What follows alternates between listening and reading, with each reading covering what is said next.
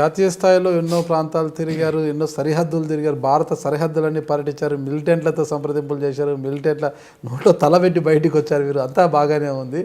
ఇకపోతే నాకు తెలియని అంశం ఏమంటే, మన దక్షిణ భారతదేశంలో ముఖ్యంగా ఈ తెలుగు రాష్ట్రాలకు చెందిన చాలామంది బీజేపీ నేతలు మీలాంటి వాళ్ళంతా కూడా ఇతర రాష్ట్రాలకు వెళ్ళి అక్కడ బీజేపీ గురించి ప్రచారం చేసి బీజేపీ జెండాను రెపరెపలాడించడంలో ముఖ్య భూమిక పోషిస్తున్నారు. అంటే దక్షిణ భారతదేశంలో ఇప్పటివరకు మనం తీసుకుంటే కర్ణాటకలో మాత్రమే బీజేపీ గవర్నమెంట్ అధికారంలోకి వచ్చింది గతంలో. లాస్ట్ టైం కూడా మురళీధర్ రావు గారు వెళ్ళి, హైదరాబాద్ నుంచి మురళీధర్ రావు గారు వెళ్ళి, తెలంగాణకు చెందిన మురళీధర్ రావు గారు అక్కడ ప్రచారం చేసి బీజేపీని అధికారంలోకి తీసుకొచ్చేంత వరకు ప్రయత్నించారు. అంటే ఇతర రాష్ట్రాలకు వెళ్ళి బీజేపీని అధికారంలోకి తెస్తున్న మన తెలుగు జాతీయ బీజేపీ నాయకులు మన తెలుగు రాష్ట్రాలలో, ప్రస్తుతం తెలుగు రాష్ట్రాల్లో కావచ్చు, ఉమ్మడి రాష్ట్రంలో ఉన్న అప్పటి ఆంధ్రప్రదేశ్లో కావచ్చు, బీజేపీని ఎందుకు అధికారంలోకి తీసుకురాలేకపోయారు? ఇక్కడ పరిస్థితులు ఏంటి? తెలుగు రాష్ట్రాల్లో ఒక ప్రత్యేకమైనటువంటి మా అంతర్గత సమస్యలు కూడా తెలుగు రాష్ట్రాల్లో మేము అధికారం రాకపోవడానికి కొన్ని ముఖ్యమైన కారణాలు. ఇప్పుడు ప్రతిపక్షాలతో ఎన్డీఏ వాజ్పేయి టైంలో, అంతకంటే ముందు ఏదైతే మాకు అలయన్స్లు ఏర్పడ్డాయో, ముఖ్యంగా తెలుగుదేశం పార్టీతో ఎన్టీ రామారావు గారు లేకుంటే చంద్రబాబు గారితో వచ్చినటువంటి అలయన్స్ సిస్టమ్ ఏదైతే ఉందో, ఇది మేము సదుపయోగం చేసుకోలేకపోయినాము. తెలుగుదేశం సదుపాయం చేసుకున్నది. మాలో కొంతమంది దీన్ని దుర్వినియోగం చేసి మేము మినిమైజ్లో ఉండి తెలుగుదేశం యొక్క సుప్రీమసీ మా మీద ఉండడంలో కూడా మాలో ఉన్నటువంటి కొంతమంది కూడా కారణం. అయితే నరేంద్ర మోడీ గారు, అమిత్ షా గారు వచ్చిన తర్వాత మనం సంస్థాగతంగా డెవలప్ కావడం అనేది ఫస్ట్ ప్రియారిటీ. మనతో ఫ్రెండ్లీగా ఉన్న పార్టీది అనేది సెకండ్ ప్రియారిటీ సంస్థాగతంగా. ఇది వీళ్ళు ఈ లైన్ తీసుకున్నారు. కాబట్టి ఈ చేంజ్ ఆఫ్ స్ట్రాటజీ వచ్చింది. అప్పుడు మేము ఇప్పుడు ఆ కబంధ హస్తాలకి 25 సంవత్సరాల తెలుగుదేశం యొక్క కబంధాల హస్తాల నుంచి తెలుగు రాష్ట్రాలు బయటపడ్డాం. ఈరోజు కన్నా లక్ష్మీనారాయణ గారు, వీర్రాజు గారు, సురేష్ రెడ్డి గారు వాళ్ళందరి యొక్క నేతృత్వంలో ఇప్పుడు మనం ఇండిపెండెంట్ ఎమర్జీ కావడం కోసం ట్రై చేస్తున్నాం. తెలంగాణలో కూడా అదే పరిస్థితి. ఆ బిగి కౌగుల నుంచి మేము బయటపడి చాలా సంవత్సరాల తర్వాత 119 సీట్లు కాంటెస్ట్ చేస్తున్నాం.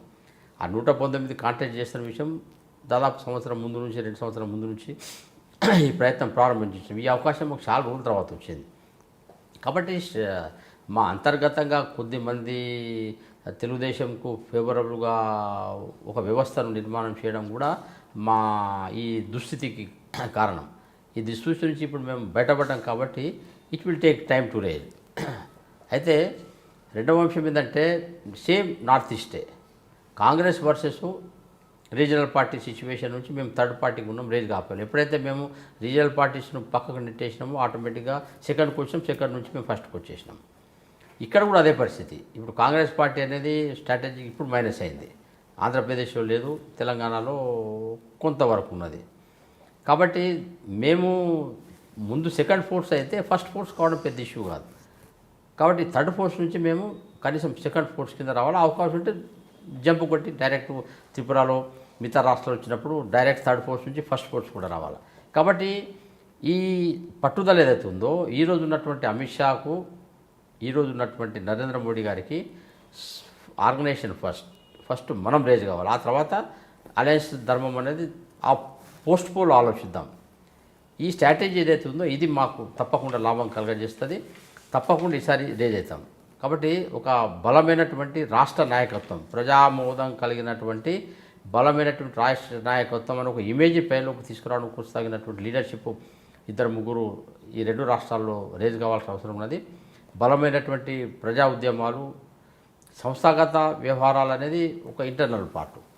సమాజంతో కలిసిమెలిసిపోయి సమాజం యొక్క, ప్రజల యొక్క మన్ననలు పొంది వాళ్లకు మనం ఆల్టర్నేటివ్ అనిపించే స్థాయిలో అటువంటి లీడర్షిప్ కనపడడం అనేది ఇంపార్టెంట్. దాని విషయంలో ఇప్పుడు ఆ ఎమర్జెన్సీ అనేది మేము ప్రారంభమైనాం. ఈ తెలుగుదేశం నుంచి బయటకు వచ్చిన తర్వాత నా ఒపీనియన్, ఈసారి ఏవైతే ఇప్పుడు డిసెంబర్లో జరిగే తెలంగాణ ఎన్నికలు కానీ, మళ్ళీ ఏప్రిల్లో జరిగే ఆంధ్రప్రదేశ్లో జరిగే ఎన్నికలు కానీ గతం కంటే 100 రెట్లు భారతీయ జనతా పార్టీ యొక్క పెరుగుదల అనేది ఇక్కడ చాలా స్పష్టంగా ఆ అద్భుత ప్రయాణం ప్రారంభమైపోయింది. ఖచ్చితంగా భవిష్యత్తులో ఖచ్చితంగా ఉంటుందంటారు.